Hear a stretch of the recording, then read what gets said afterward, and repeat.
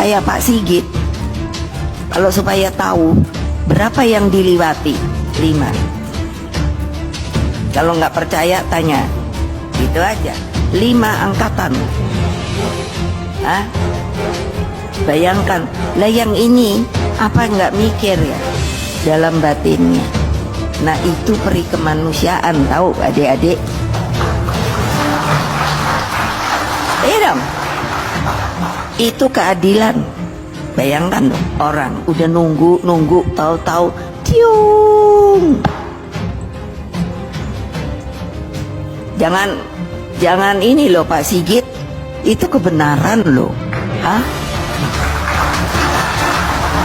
Oh iya, loh, habis saya mau ngomong sama dia nggak diterima-terima, ya ini aja sekarang aku ngomong.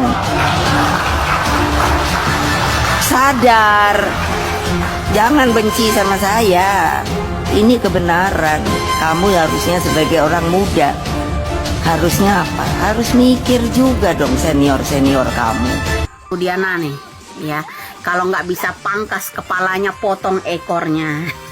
Kata Rodiana, jangan macam-macam kau ya. Hei, culik ungkit-ungkit gua pangkas sampai kepala-kepalanya. Ya, saya akan congkel sama kepala-kepalanya, katanya begitu bro. Ya, jadi harus tahu kok. Ya,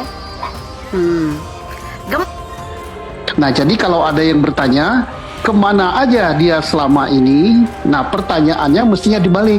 Kemana aja polisi selama ini nggak menjadikan mereka sebagai saksi? Kemudian si Adi ditemukan juga dengan yang namanya yang melawan arah, naik sepeda motor boncengan, yang juga nunggu di TKP, namanya Oki dan namanya Yayan. Oh betul Pak, kami berempat di sini. Nah, siapa di antara kamu berempat ini yang dijadikan saksi di Polres Cirebon Kabupaten kecelakaan lalu lintas? Siapa yang berempat ini dijadikan saksi dalam perkara siluman pembunuhan di Polres Kota Cirebon?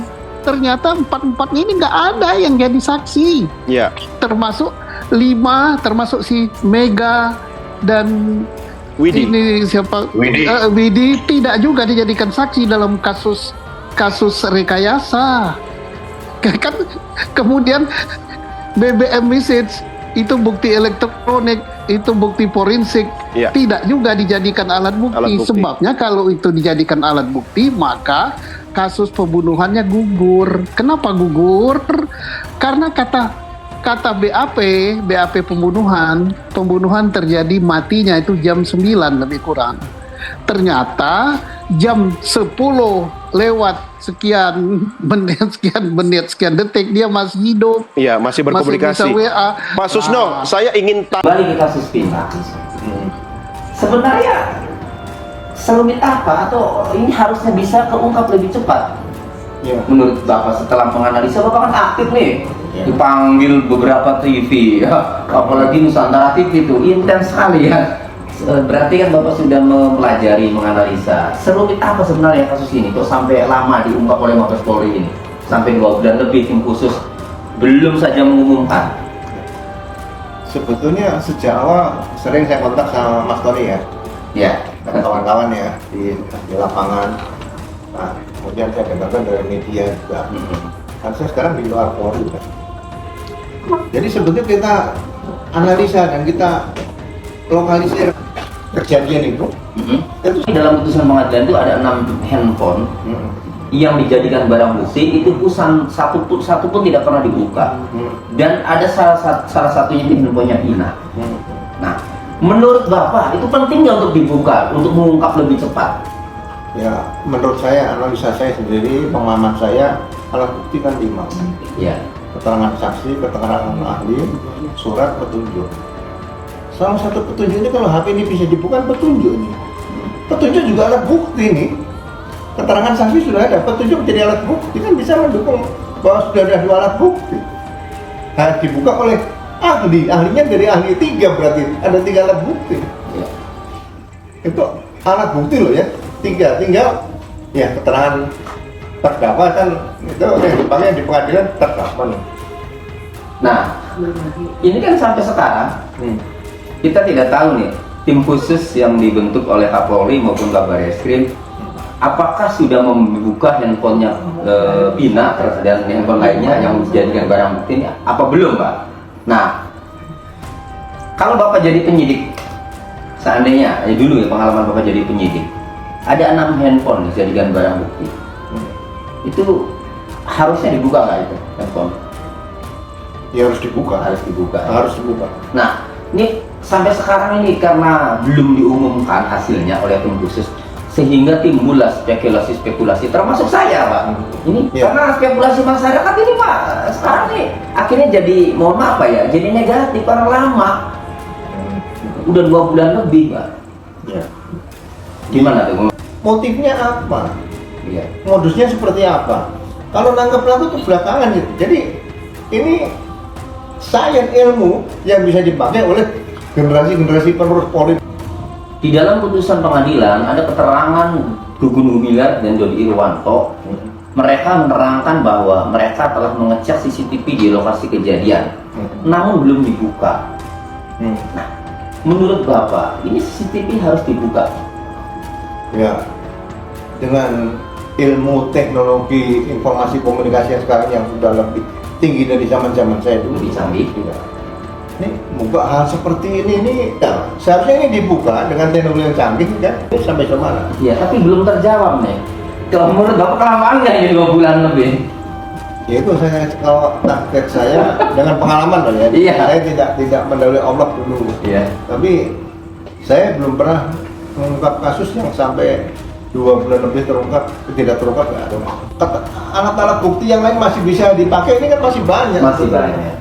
Bukan masih banyak, masih ada. Masih ada yang bisa digunakan. Iya. Pak, apa pesan nih buat masyarakat maupun buat junior-junior Bapak yang sedang menangani? Ya, jiwa Satria Bayangkara ini, ya kan kita melaksanakan amanat undang-undang sebagai fungsi pemerintah di bidang kepolisian. Iya. Itu yang 5 fungsi saya katakan tadi: pelindung, pengayom, pelayan masyarakat, pemelihara kamtimas dan penegak hukum ini benar-benar diresapi. Ini tugas mulia. Kalau marwah ini nggak dijaga, ya suatu saat kalau itu akan hilang, ya kita nggak boleh marah. Makanya ini harus dihormati betul. Jadi mudah-mudahan kita harus selalu back asimut kembali kepada apa tugas pokok kita sesuai dengan amanat undang-undang, dan itu sudah bersifat universal di seluruh dunia. Tugas polisi itu sama. 6 terpidana kasus Vina Cirebon menyatakan keyakinan tidak bersalah atas kematian Vina dan Eki yang terjadi pada 27 Agustus 2016.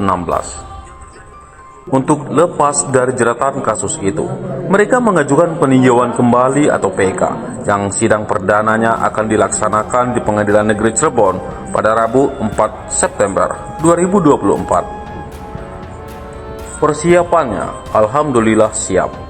Bahkan kemarin saya sempat menengok lagi 6 terpidana ke lapas. Mereka siap dan optimis karena mereka punya keyakinan, ujar anggota tim hukum dari Peradi, Titin Prilianti. Ibu Titin merupakan pengacara yang mendampingi para terpidana dari awal kasus. Ibu Titin juga kuasa hukum Sudirman dan Saka Tatal, mengungkapkan para terpidana telah lama menyadari bahwa mereka bukanlah pelaku sebenarnya dalam kasus tersebut.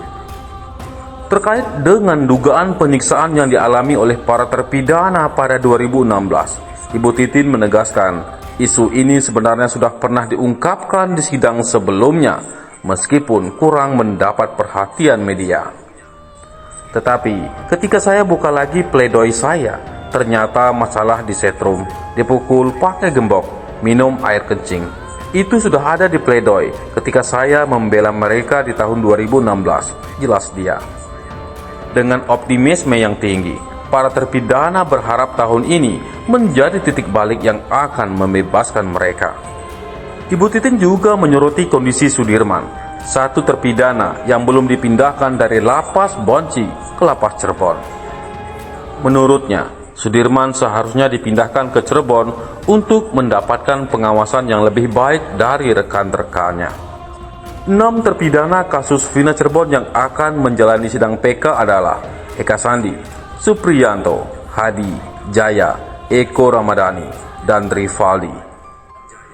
Sidang akan dipimpin oleh Ari Ferdian sebagai Ketua Majelis Hakim, dengan 2 hakim anggota Rizka Yunia dan Galuh Rahma Esti.